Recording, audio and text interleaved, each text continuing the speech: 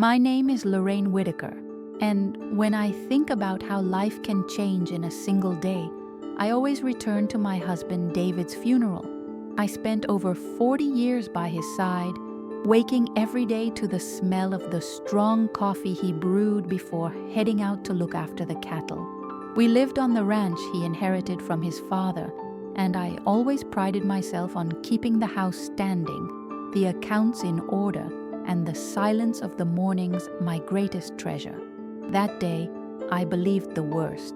That would happen to me would be to face his absence, the empty space in the bed, and the echo of his boots on the floor. Little did I know that that ceremony, which was supposed to be a farewell, would be the beginning of a battle that almost took me with it.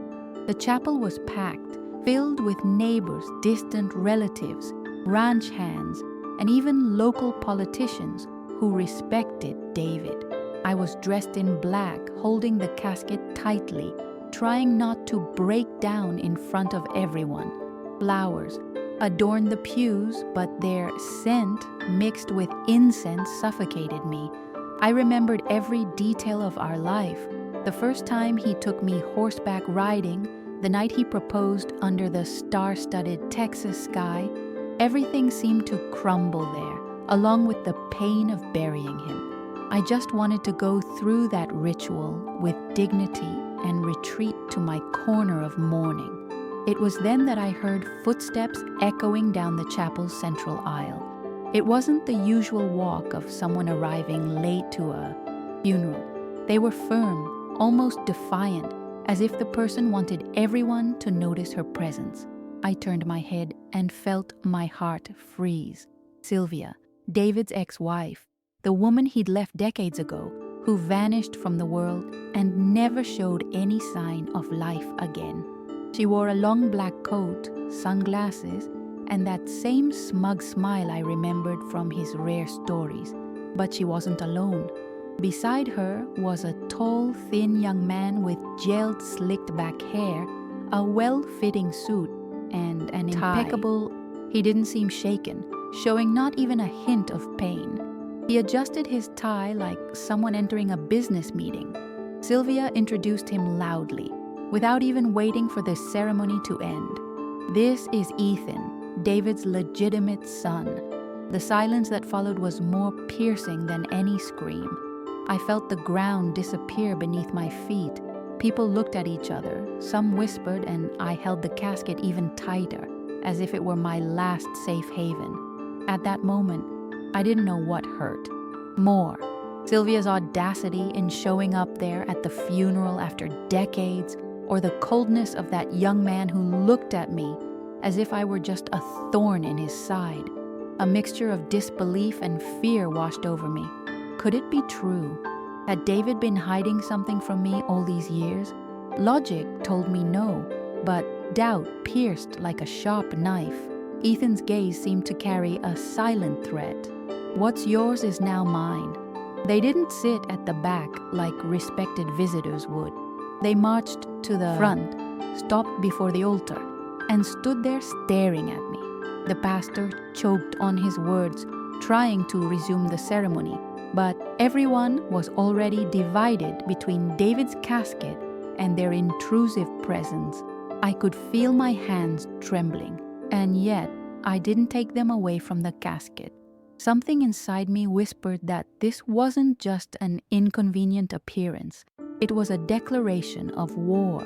After the ceremony, as guests approached to hug me, Sylvia made a point of speaking loudly, loud enough for everyone to hear. "This all belongs to Ethan. The ranch, the name, the money. Lorraine, you know you were never David's real family." The words fell on me like stones. Some guests looked away, embarrassed. Others gathered around like people watching a show. I wanted to disappear, but the shame burned even brighter because it felt like my place there was being ripped away. That night, when I finally returned to the empty house, I sat in the rocking chair on the porch and cried, like I hadn't cried in a long time. It wasn't just about mourning David. It was about the feeling of being erased from his story, as if the decades we shared were nothing more than a disposable shadow. I knew I needed to be strong, but how? The silence of the night seemed to mock me. The entire ranch reminded me of him, and now, suddenly, it also seemed to remind me that someone wanted to take him from me. The next day, an unexpected visitor, the family lawyer Jacob, showed up early. A meticulous, middle-aged man, always carrying folders full of papers. His calmness contrasted with my desperation. He looked me in the eye and said, "Lorraine, they won't stop. We need to prepare." I felt a chill. It was as if war had been officially declared, and I, who had never liked fighting, would have to learn to fight. The first blow came quickly. Documents presented by Sylvia and Ethan, claiming he was David's biological son. They claimed there were records, witnesses, and even certificates. Jacob analyzed each page carefully, frowning. I, beside him, could barely breathe. "They're forged," he said, with a calmness that surprised me. "But they know how to manipulate public opinion. It's going to be a long battle." My heart sank at the thought that my life, until then discreet, would now be played out before the courts and newspapers. My friend Martha, companion of so many mornings of coffee and frank conversations, was the first to realize I was about to give in. She entered the house without knocking, as she always did, and found me sitting at the table staring at a stack of papers. "Lorraine, don't let them erase you. You built this life. This ranch is you too." Her words were like a spark. For the first time since the funeral, I felt like maybe I wasn't alone. Still, doubt gnawed at me. I remembered the times when David spoke little about his past, about his marriage to Sylvia. Was there something hidden? Could Ethan really be my husband's blood? These questions hammered at me, keeping me awake at night and making me question not only my place in his story, but also my own worth. It was at that point that I realized my fight wasn't just against Sylvia and Ethan. It was against the silence I'd lived in for so many years. Jacob explained to me that although the documents Sylvia presented seemed official, there were clear inconsistencies. Dates didn't match, strange signatures, witnesses who had been dead for years. But for me, this didn't bring immediate relief. It felt like they were trying to tear the ground out from under me. I'd never attended hearings, never faced lawyers in court, and the mere thought of having my life exposed in front of strangers made me sick. Still, something inside me told me that if I didn't act now, I would lose not only the ranch but also the memory of the man I'd spent my entire life with. The following week, local newspapers began reporting on the case. Headlines spoke of a disowned son and a billion-dollar dispute over the Whitaker Ranch. I read my name printed in large letters, and it felt like they were talking about someone else, not the widow who could barely sleep from grief. People in town whispered as I passed, some looking at me with pity, others with suspicion. It was the first time I realized how public opinion can be as cruel as a court ruling. Martha was with me every day. She had a natural strength, a way of speaking that blended firmness and affection. When I felt lost, she would say, "Lorraine, you've weathered bigger storms than you can imagine. This isn't the time to let a bitter woman and a rootless boy erase your story." She insisted that I needed to step out, show my face, occupy spaces instead of hiding. I, however, still felt too small to face so much noise. One autumn afternoon, Jacob called me into his office. When I arrived, there was a box on his desk. He explained that David, before he died, had left audio recordings and some confidential documents. My hands trembled as I opened the box. It was his handwriting.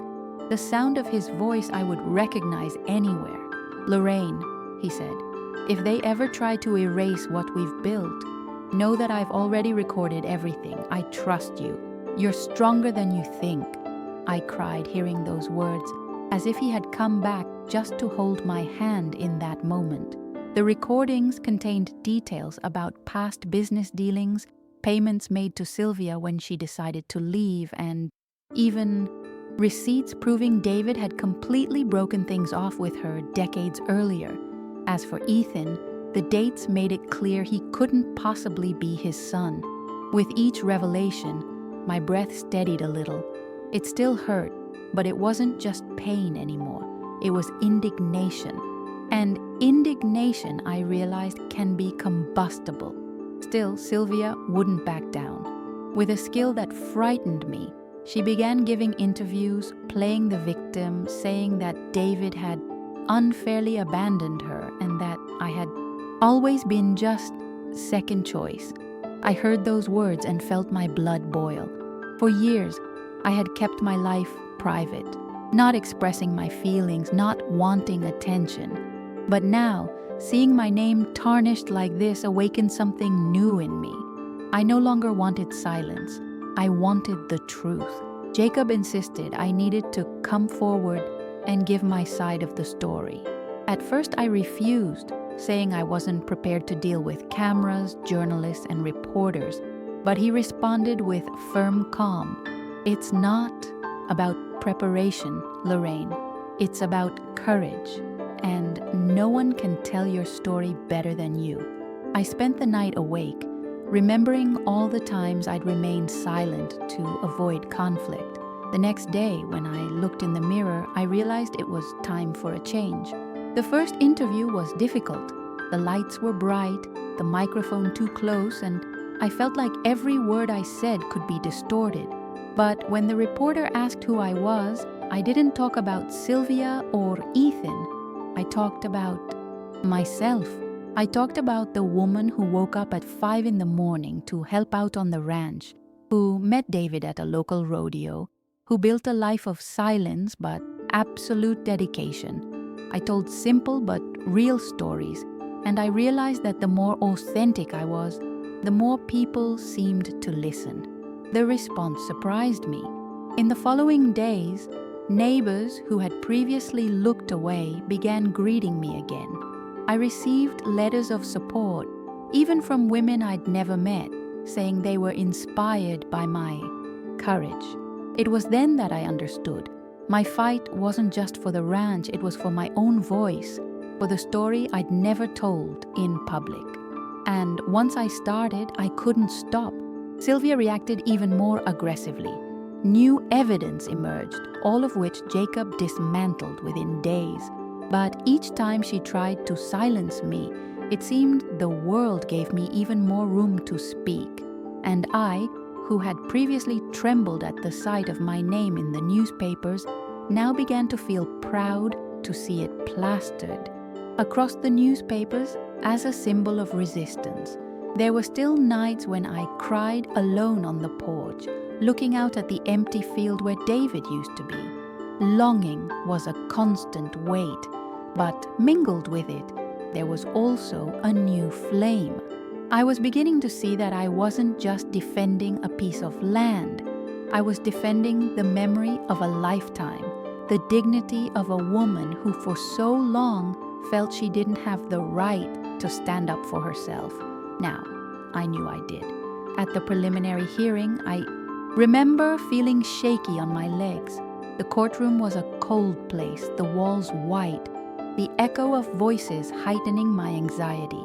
Sylvia stood there, impeccable as always, with that look that mixed venom and charm. Ethan, beside her, crossed his arms, as if already victorious. When my name was called, I took a deep breath and stood up. For the first time, I realized that although my hands were shaking, there was a firmness in my step. I entered the room as if I was no longer willing to be invisible. Jacob presented the first pieces of evidence, old papers, verified signatures, receipts Sylvia never imagined still existed. As he spoke, I watched the faces in the courtroom. Some were open-mouthed, others uncomfortable. I saw Sylvia's jaw clench, as if swallowing her own anger. It was one of those moments when I understood. The truth may take time, but when it emerges, it has the power to disarm any lie. Inside me, a small victory was already brewing. Still, I knew the war was far. As I left the courthouse, reporters crowded around me. Camera flashes blinded me. Microphones inched closer to my face. A reporter asked if I was afraid. I smiled slightly and replied, "I was afraid when I lost my husband. Now I have determination." The sentence came out almost without thinking, but it echoed in newspapers and television programs. Suddenly, I was no longer just the silent widow. I was the woman facing everything with her head held high. At home that night, I sat at the table with Martha. She brought me apple pie, as she did when she wanted to cheer me up. As I ate slowly, she said, "Lorraine, you have no idea how inspiring you are. The women in town are talking about you, saying that if you were with them, they would have given up. But not you." I looked at her, surprised. I never imagined my pain could serve as an example to anyone. It was strange, but comforting. The following days were filled with intense preparation. Jacob and his team worked through the night, reviewing documents, cross-referencing dates, searching for every detail that could dismantle Sylvia's allegations. I stayed close by, helping where I could, but most importantly, learning. All of this, which had previously seemed like an insurmountable monster, began to transform into knowledge. I found myself taking notes, asking questions, understanding legal terms, and suddenly I realized I was no longer a spectator in my own life. I was becoming an active participant. Sylvia, in turn, intensified her media campaign. Emotional interviews, rehearsed tears, speeches about injustice. It was almost theatrical. And Ethan, with his calculated posture, appeared as the rightful heir, speaking of denied rights and historical truth. Sometimes I watched these programs and felt revolted. Other times, just tired. But never once did I consider giving up. Every lie they told was another reason for me to remain steadfast. One rainy morning, I received an anonymous letter. Inside were copies of emails proving Sylvia's dealings with counterfeiters. I didn't know who had sent it, but Jacob said it could change everything. I looked at those pages and felt my heart race. It was as if, somehow, fate itself was conspiring to bring the truth to light. I held that letter to my chest and, for the first time in weeks, breathed a sigh of relief. Still, the personal attacks continued. Headlines questioned my health, my age, even my ability to manage the ranch. Some newspapers insinuated that I was stuck in the past and that Ethan represented the future. It was painful, but also revealing. I had never stopped to consider how they saw me. I had always seen myself as an ordinary woman, devoted to my family. Now I realized I needed to show the world that I was more than just that I had self-worth regardless of any inheritance. In the midst of all this, I discovered a strength I never imagined I had. I began speaking at community meetings, telling my story, looking people in the eye without fear. And the more I spoke, the more I understood that that voice, which had been silent for so many years, was my greatest weapon. It wasn't just about paperwork, signatures, or courtrooms. It was about taking my rightful place in the world. At one of these meetings, a younger rancher said to me, "Mrs. Lorraine, you remind me of my mother. You always worked in silence, but now you're showing your grit. That gives us courage." I smiled, moved. I realized that my struggle was somehow reaching beyond the ranch walls. It was as if my story was paving the way for others too. Of course, there were times when the pain returned. Sometimes at night, I still found myself crying, missing David. The smell of coffee, the sound of his boots, the laughter on the porch, all of it accompanied me. But along with the longing came the memory of the recordings he left behind. the certainty that he believed in me. It was like a compass guiding me through the storm. Whenever I thought about giving up, all I had to do was hear his voice again, saying, "You are stronger than you think." And little by little, I began to believe it. The following weeks were a whirlwind. Each morning I woke with the feeling that I needed to prepare for a new trap. Sylvia was relentless. Sometimes she would appear with new witnesses, sometimes with miraculously discovered documents. But Jacob, meticulous as ever, dismantled everything with patience and concrete evidence. I watched his work and felt that he wasn't just a lawyer defending a client. It was as if he had become a guardian of David's legacy, and in a way, mine as well. Meanwhile, Ethan was increasingly showing the arrogance he'd carried in his gaze since the funeral. I remember one time in court, as we walked down the aisle, he stopped in front of me, adjusted his tie, and said, "You're wasting your time, Mom. The future belongs to me." I felt a chill run down my spine, but I didn't look away. Calmly replied, "The future doesn't belong to those who lie, Ethan. It's built with truth." It was one of those moments when I realized I was no longer the same cowering woman I'd been weeks before. Martha remained by my side, steadfast as a rock. On one of my darkest days, when headlines called me a stubborn widow, she brought me an old newspaper clipping of David standing beside me at a farmer's market, smiling proudly. "Look how he looked at you, Lorraine. That's the real legacy. Don't let anyone erase it." I held on to that clipping like a treasure because it reminded me that my story couldn't be rewritten by strangers. One quiet night, I sat on the porch and listened to one of David's recordings again. He was talking about the hardships he faced when his father died and how he nearly lost the ranch to debt. "If it weren't for Lorraine, I would have succumbed," he said. Listening to that, I felt a surge of strength course through me. It was as if he were telling me that now was my turn to not succumb. The ranch, more than just a piece of land, was proof of a life built together. But Sylvia was cunning. She began spreading rumors that I had manipulated the recordings, that none of them were reliable. She paid experts to try to discredit the audio. Seeing my truth being treated as a fraud hurt deeply. It was as if my own voice were being ripped away. Jacob, however, reassured me. "The authenticity will be proven in the laboratory. Don't worry, the truth endures."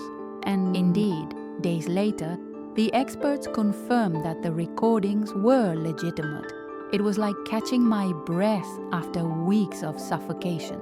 Still, the emotional battle was heavy. Often, as I walked around the ranch, I remembered the parties we'd throw in the barn, the children running around, the calves born in the spring. The thought of losing it all kept me awake at night.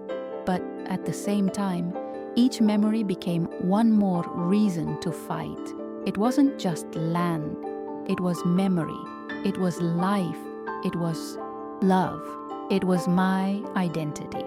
One Saturday, I received an unexpected visit from one of the ranch's oldest employees, old Tom. He knocked on the door, hat in hand, and said, "Mrs. Whitaker, I've seen a lot here. What you're trying to do is unfair. If you need me as a witness, I'll be there." I almost cried at that moment. It was as if, little by little, people were beginning to speak out, no longer silently, but courageously. And that gave me hope. However, Ethan wasn't content with simply attacking in court. I discovered he was organizing meetings with local investors, trying to convince them that he would soon have control of the ranch. It was a strategic move to isolate me. When I heard this, my blood boiled. I went to one of these meetings, unannounced, and entered the room with firm steps. "As long as I'm alive, no one will negotiate what doesn't belong to you," I said before everyone. There were murmurs, uncomfortable looks, but also respect. For the first time, I had taken the lead in public. After that episode, I realized there was no longer room for hesitation. I began actively participating in every detail of the defense, studying documents, questioning lawyers, attending community meetings. That woman who lived in her husband's shadow no longer existed. Now I spoke, acted, made decisions. And strangely, that made me feel more alive than ever, even in the midst of grief. Sylvia, realizing her cards were running out, resorted to emotional blackmail. Televised interview, she wept on camera and said she just wanted her legitimate son to be recognized. I watched with a mixture of indignation and sadness. Sadness at seeing the lengths someone would go to distort reality. Indignation at realizing that if I didn't react, many would believe her. But when I turned off the TV, I felt only clarity. I could no longer remain silent.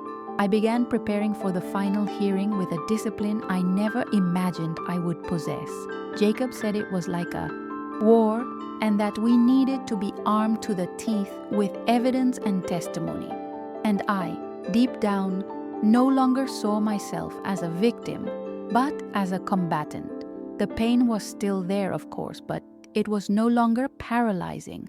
It was the fuel that drove me forward, reminding me that losing would mean giving up not only the ranch, but who I was. And I wasn't willing to allow that. The days leading up to the final hearing were like walking on broken glass. Every news story, every rumor spread, felt like a new cut. Some people stopped me on the street to offer support, but others just shook their heads, as if they'd already chosen to believe Sylvia. It was strange to live in the same city where everyone had known me for decades and suddenly feel like my story was being contested in a public square. Jacob advised me to remain calm, to not respond to provocations, but I was no longer the same woman who accepted silence as a shield.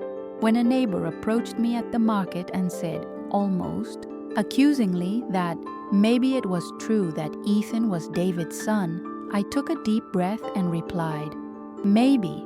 I lived with him for 40 years. There's no such thing as a maybe, there's truth, and I'm going to prove it. For the first time, I saw someone back down from my firmness. Nights, however, were still my weak point. I often woke up frightened, dreaming that Sylvia was walking through the ranch, tearing photos from the walls and taking my memories away. At those times, I would turn on the light and walk to the bookshelf where I kept the family albums. I would open the pages slowly, run my fingers over the old photos, and remember that nothing, absolutely nothing, could erase what David and I had built. That was my foundation. Martha also sensed my weariness. You don't have to be iron all the time, she told me one morning as she handed me a cup of tea. Crying isn't weakness, Lorraine. It's just a way of cleansing your soul so you can carry on. Her words struck me deeply because they were true. I wanted to show strength to the world, but inside, I was still a widow trying to survive the emptiness. Acknowledging this brought me relief. Meanwhile, Ethan continued his campaign, but cracks were beginning to show. People who had trusted him began to question the arrogance of his speeches. Some even commented that he seemed more interested in business than in preserving any memory or legacy. I watched from afar and felt that, without even realizing it, he was engineering his own downfall. The ranch for him was just a bargaining chip. For me, it was life. One day, I received an unexpected visit from a young woman named Claire. She claimed to have worked for Sylvia years ago and brought a folder of hidden documents. Among them were receipts of suspicious payments and correspondence with lawyers that clearly indicated an intention to manipulate evidence. I couldn't carry this anymore, she confessed, tears in her eyes. I held her hands and thanked her. I felt that for the first time, Sylvia's lies were backfiring. With this new material, Jacob perked up. Lorraine, we're building a solid case. They underestimated you. They thought you'd shrink, but now you're the one at the center. Hearing this was like a breath of fresh air after so much suffocation. I finally saw myself as the protagonist of my own story, not a supporting character in David's legacy. Still, Sylvia wouldn't give up.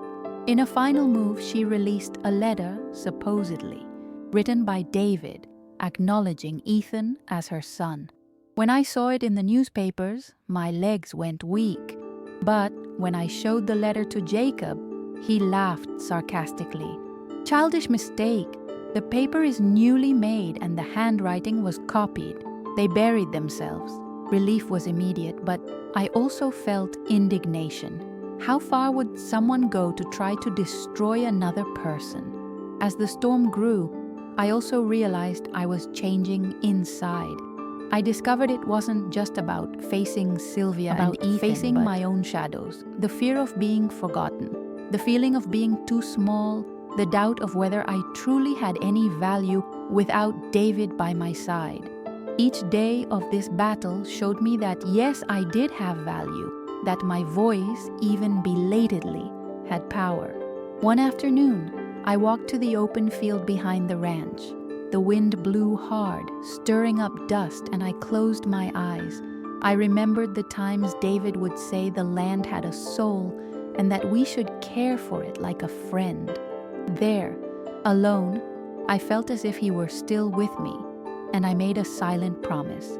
I would not let Sylvia take from me not only the ranch, but the dignity of everything we had built together. That promise became my fuel. When I returned home, I looked in the mirror and barely recognized myself. The woman before me was no longer the frail widow who trembled as she held the coffin at the funeral. She was someone who had been pushed against the wall and discovered within herself an ancient, almost wild strength, and I knew I was ready for whatever came. That night, I wrote a letter to myself, not to keep evidence, not for the courts, but for Lorraine. I wrote that, regardless of the outcome, I had already won because I had found my voice. And when I finished, I realized tears were streaming down my face, but they weren't of fear. They were of liberation.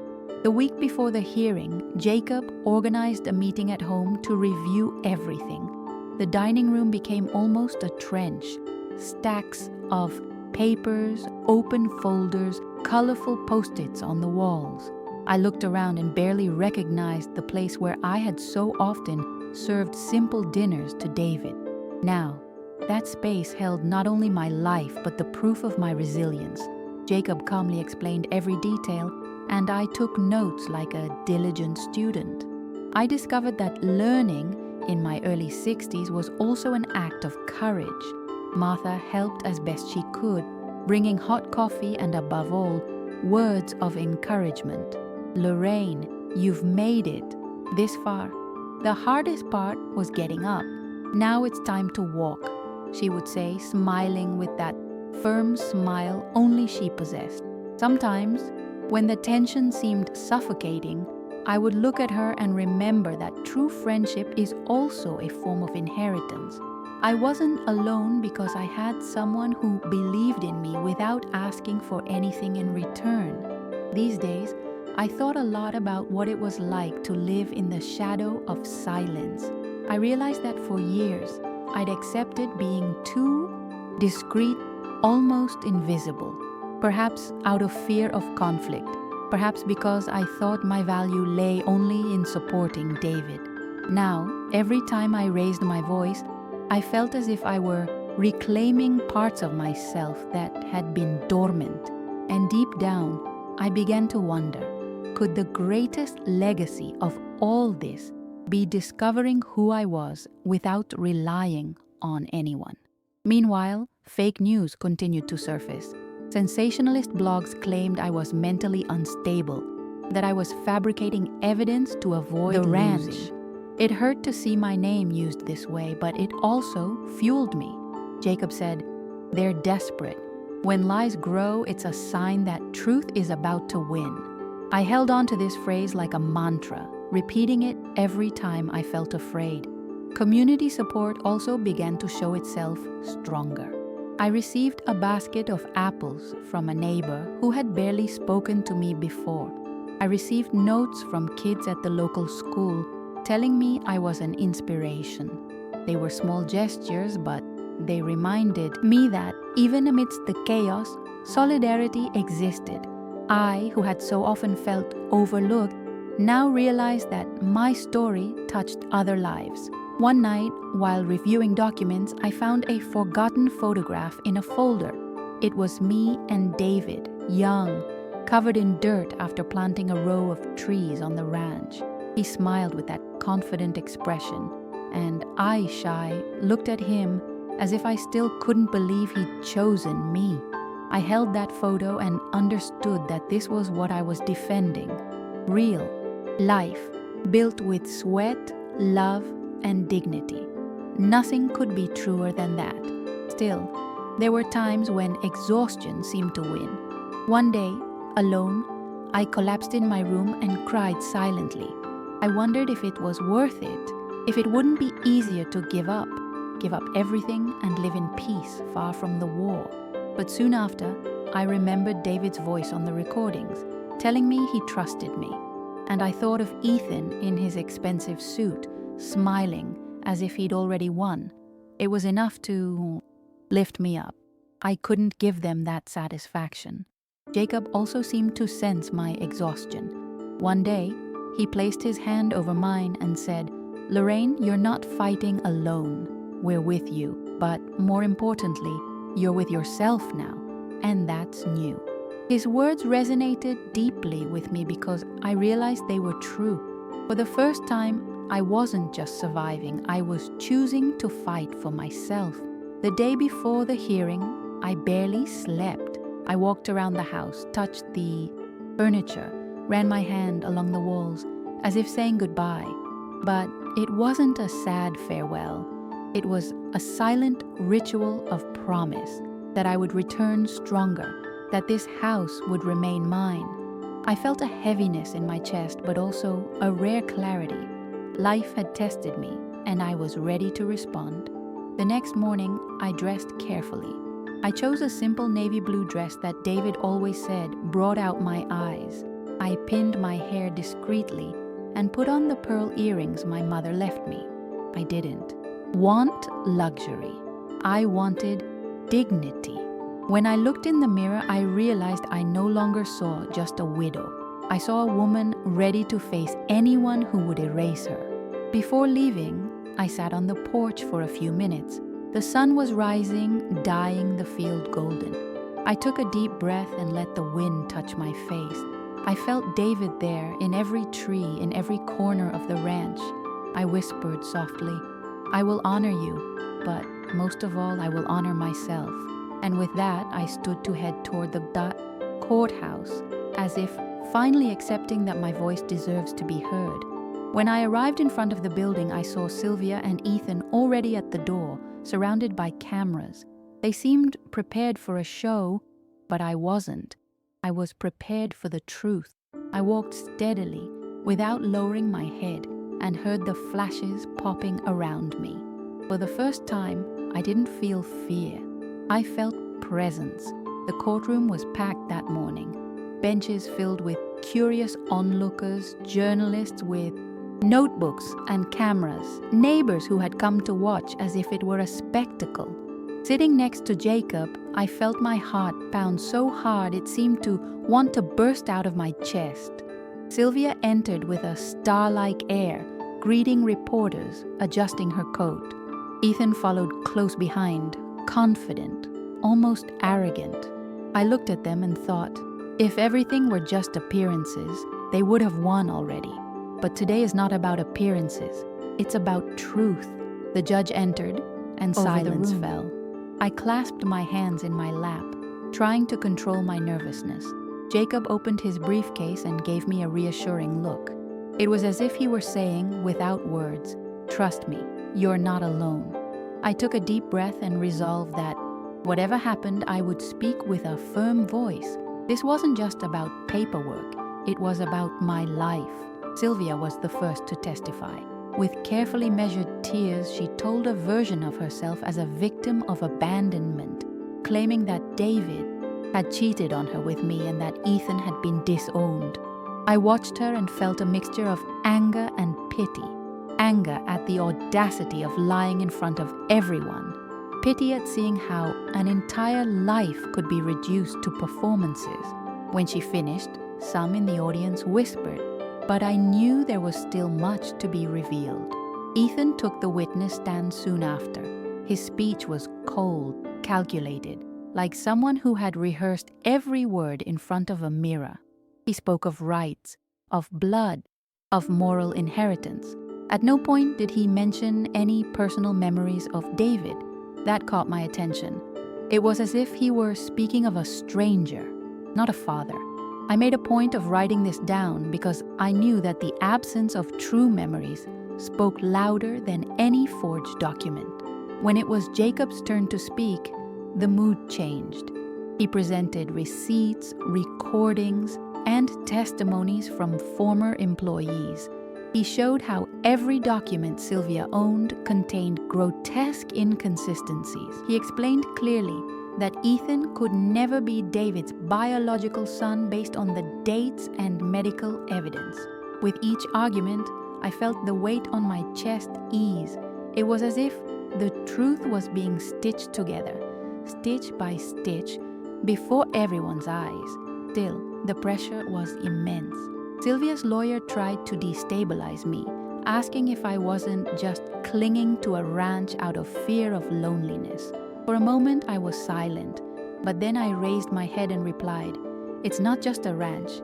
It's my life, my story, my home, and I'm not alone. I have the truth." The room fell silent for a few seconds. It was as if even the air had stopped to listen. At that moment, I realized it no longer mattered if my voice was shaking. The important thing was that it was being heard, and I felt a strange joy at finally speaking in public what I had always kept silent. It was as if years of silence had exploded into a single sentence. I saw some faces in the audience light up, and even seemed to pay attention in a different way.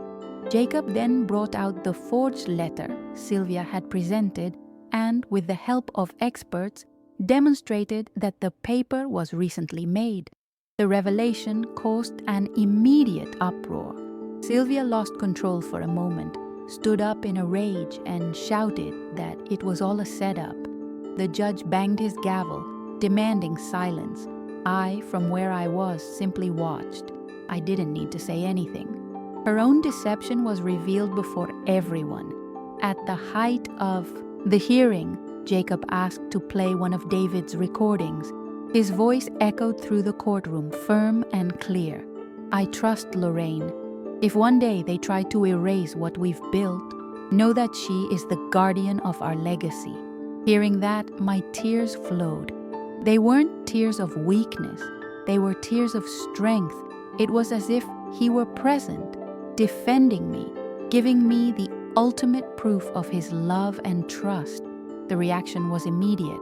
Some people in the room wiped their eyes, others nodded in acknowledgement. Even those who had doubts seemed unable to ignore the power of those words. As I sat, I felt a warmth in my chest. I wasn't just defending a legacy, I was honoring a pact, and nothing could be more just than that. When the hearing adjourned for a break, Sylvia hurried out without looking at anyone. Ethan followed her, but he no longer had the same air of superiority. I stood there, breathing deeply, surrounded by reporters, but unafraid. For the first time, I felt the tide had turned, and inside me, a voice said, "You've already won, Lorraine. Now just let the truth finish the job." On the way back to the bank, Jacob said to me quietly, "You noticed, didn't you? They buried themselves." I nodded, but in my heart, I knew it wasn't just that. It wasn't just their lies that brought them down. It was my decision not to remain silent. The court resumed after the break with an almost ceremonial silence. I returned to my seat, feeling something had shifted in the air. Even the whispers seemed different, less doubtful, more attentive. Sylvia was still trying to rebuild her mask of confidence, but her eyes betrayed desperation. Ethan avoided looking at me, staring at the floor as if trying to escape that reality. I, on the other hand, stood up straight.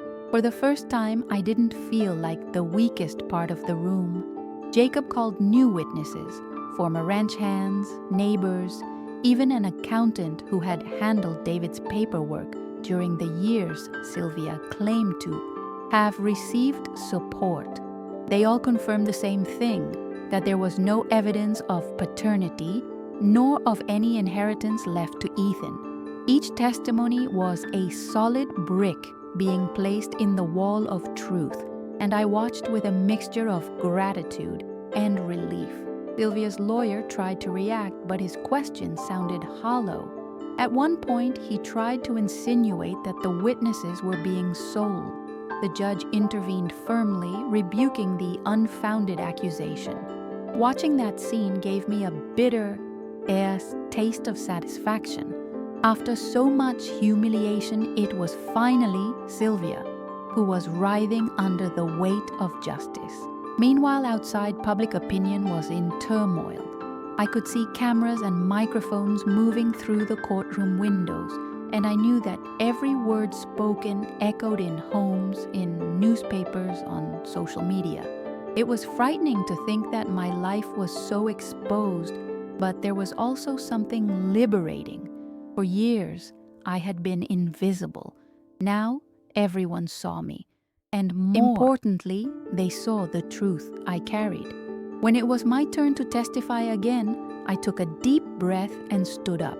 The judge asked me what I wanted from this case. My voice was firm. I don't want to destroy anyone. I just want them to respect what was built with love and dedication. I want David's memory to be preserved, and for the ranch to remain a home, not a bargaining chip. The silence that followed was more eloquent than any applause. I felt that there my voice had finally found a place. Sylvia couldn't bear to hear it. She slammed her hand on the table, stood up, and accused me of being manipulative. Security had to intervene, and the judge ordered silence. The scene, broadcast live, spread across the country. Suddenly, the woman who had tried to paint me as fragile appeared before everyone as out of control. It was as if her entire theater had collapsed in seconds. During the next break, reporters approached me. They asked how I felt about so many attacks. I smiled calmly and replied, "Lies may travel fast, but the truth never tires. It always arrives." I hadn't planned that sentence, but it spread across the news and was repeated on radio stations, newspapers, and even on posters around the city. It gave me a strange feeling. I, who had always feared speaking, now found my words echoing far beyond my wildest imagination. As the hearing progressed, the fragility of Sylvia's case became apparent. Her lawyer insisted on prolonging the proceedings, but each attempt backfired. It was like watching a house of cards slowly crumble. And as this happened, I felt my posture change. I no longer slumped in my seat. I watched head on, head held high, as if finally understanding that I belonged there. Martha, sitting in the audience, gave me encouraging glances. I saw her small smile and felt renewed strength. Knowing she was there, watching every moment, reminded me that I wasn't just fighting for myself. I was also fighting for all the women who have been pushed into silence. It was a powerful, almost transformative feeling. Ethan, on the other hand, was beginning to unravel. When called upon again to answer questions, he stuttered, contradicted himself, and avoided the judge's eyes. His earlier confidence seemed to have evaporated.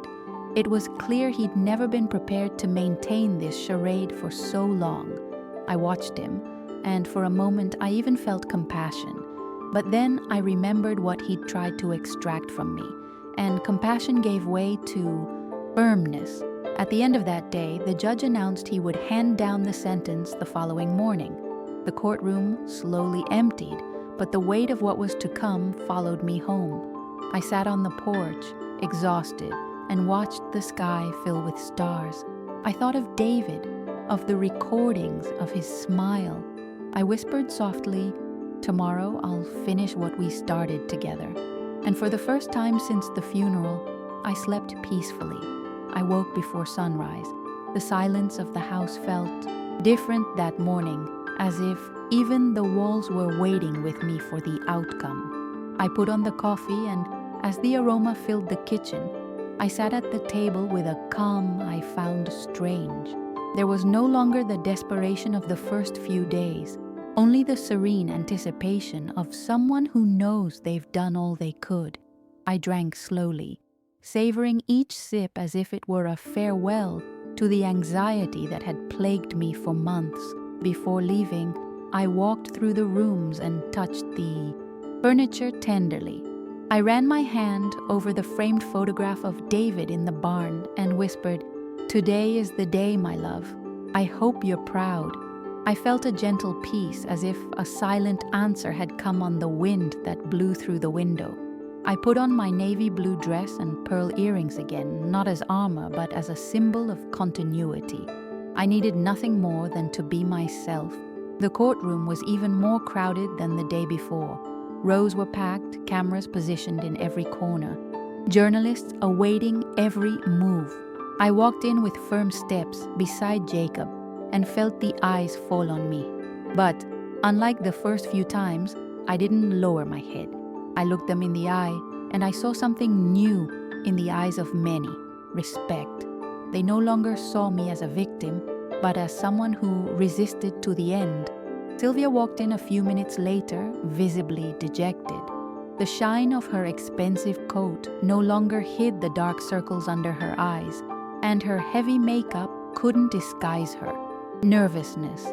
Ethan was standing next to her, but without the same confident demeanor. He looked like a young man lost in the chaos. That image resonated with me. I realized that lying not only destroys reputations but also corrodes us from within. And there they were, corroded by their own choices.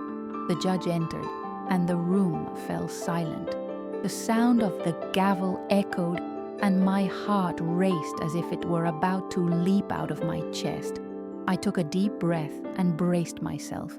His serene expression, while Martha, at the back of the room, gave me that look that said, "I'm with you no matter what." It was all I needed to hold back my emotions. The judge began recapping the facts, reading excerpts from the testimony, the evidence presented, and the expert reports. His voice was firm and measured, and each word seemed to weigh a ton. Sylvia kept her eyes fixed on the table, while Ethan bit his lip uneasily. I, on the other hand, stared at the judge, as if staring fate in the face. There was no turning back, only the moment of truth. When he declared that Sylvia's documents were forged and that Ethan could not be recognized as the legitimate heir, a murmur ran through the room. I closed my eyes for a moment and felt a wave of relief wash over me. It was as if a ton of weight had been lifted from my shoulders. I didn't need to shout or celebrate. I just took a deep breath and silently thanked him. The judge continued, stating that the ranch and all assets would remain in my rightful possession. More than that, he acknowledged the fraudulent nature of Sylvia's attempt and ordered a criminal investigation against her and Ethan. The room erupted in reactions, journalists frantically taking notes, some present nodding in agreement. I remained silent, but inside I felt a turmoil. It wasn't just a material victory, it was validation of my dignity. Sylvia stood up furiously, shouting that it was all a setup, that I had bought the court. But her voice sounded fragile, broken, almost pathetic. Ethan tried to hold her back, but he too was visibly defeated. Security guards escorted them from the room, while flashbulbs captured every second of that spectacular fall. I remained seated, firm, not needing to stand up to prove anything. The truth had already done the work for me. When I left the courthouse, a crowd was waiting. Microphones and cameras were extended toward me, but I didn't feel intimidated. I simply said, "Justice doesn't restore those we lost, but it restores the dignity they tried to take away." Today, I didn't win alone. Truth won. My words were met with quiet but sincere applause. I was no longer the invisible widow, but someone who had found her own voice. Back at the ranch that night, I sat on the porch with Martha and Jacob. The sky was clear, full of stars, and the silence was finally light. Martha lifted her teacup and said, "You've turned the tables, Lorraine." I smiled, tired, but at peace. For the first time in a long time, I felt like the ranch wasn't just the place where I'd lived with David. Now it was also the place where I discovered who I truly was. And it was in that moment that I realized the true inheritance was not the land nor the heritage, but the strength I found within myself. A strength that would never again be silenced. In the days following the sentencing, the ranch seemed to breathe differently. The air was lighter, as if every tree and every animal had felt the victory along with me. Walking through the fields no longer brought only the pain of David's absence, but also the certainty that he would be proud. I knew life would never be the same again, but for the first time, that didn't scare me. There was something new in me, the freedom to own my own voice. Many neighbors came to visit me, bringing flowers, baskets of bread, and kind words. I, who had lived inconspicuously for years, now realized how my story had become intertwined with that of so many others. It wasn't just about me or David, but about all the people who had ever felt invisible and needed one day to rise up. I had become, without realizing it, a symbol of resistance for them, and this moved me deeply. Jacob continued to visit me, no longer as a lawyer, but as a friend. We'd sit in the kitchen, laughing over small memories, and he'd say, "Lorraine, you have no idea how brave you were." I'd respond simply, because deep down it still felt surreal. But I knew I was different. Something Changed in me forever. had. I no longer saw myself as a supporting character, but as the protagonist of my own life. Martha, faithful as ever, never let me forget to celebrate the little things. "It's not just the victory, it's every step you've taken to get here," she would say. She reminded me to laugh, to dance on the porch, to listen to loud music every now and then. From her, I learned that life isn't just about big battles, but also about the simple moments in which we choose to exist fully. One afternoon, I sat down to write. I grabbed a new notebook and began recording every detail of the journey, from the funeral to the sentencing. I wrote not to remember the pain, but to remember the strength. It was like leaving a legacy for future generations, proof that no one is too small to face what seems impossible. As I finished the first few pages, I felt a sweet relief, as if I had finally closed a circle. The newspapers continued to report on the case for weeks, but it no longer bothered me. On the contrary, I smiled at how my phrase, "Lies may travel fast, but the truth never tires," had spread. It was on bulletin boards, in articles, even on protest posters. Somehow, my voice had reached beyond the ranch walls and reached places I never imagined. It was proof that the truth, when spoken courageously, has a life of its own. There were also those who sought me out for advice. Widows, women tired of being underestimated, young women facing unfair situations. I welcomed them onto the porch, offered them coffee, and listened to their stories. I'd never felt so useful, not because I had answers for everything, but because I now knew the value of simply listening and reminding people that they have a voice. It was almost as if David had left me not just the ranch, but a mission. Ethan and Sylvia disappeared from the headlines. The investigations continued, but they were no longer my burden to bear. I harbored no hatred, only distance. I learned that some battles are not about destroying others, but about protecting oneself. And that's what I did. I protected my life, my memory, my dignity. The rest, I left to justice and time, which always takes its toll. One night, I sat alone on the porch and gazed up at the starry sky. I picked up one of David's recordings and played it. His voice filled the air, steady and warm. I closed my eyes and smiled. "You did it, Lorraine," it seemed to say. And I responded in my mind, "We did it, my love, but now I know I can do it, too." It was one of the most liberating moments of my life. The ranch flourished again. The trees we'd planted together grew strong, the animals ran free, and the countryside once again had the radiance of hope. But inside me, something had blossomed even more. The certainty that no age or circumstance can silence those who decide to rise up. This was the true legacy I carried. Over time, I began to think about the future in a new way, no longer as a continuation of what had existed, but as a construction of what was yet to come. I wanted to open the ranch to school visits, tell the children about life on the farm, and teach them about respect for the land and truth. It was my way of transforming pain into legacy, silence into voice, loss into a new beginning. And so I closed that cycle, not with resentment, but with dignity.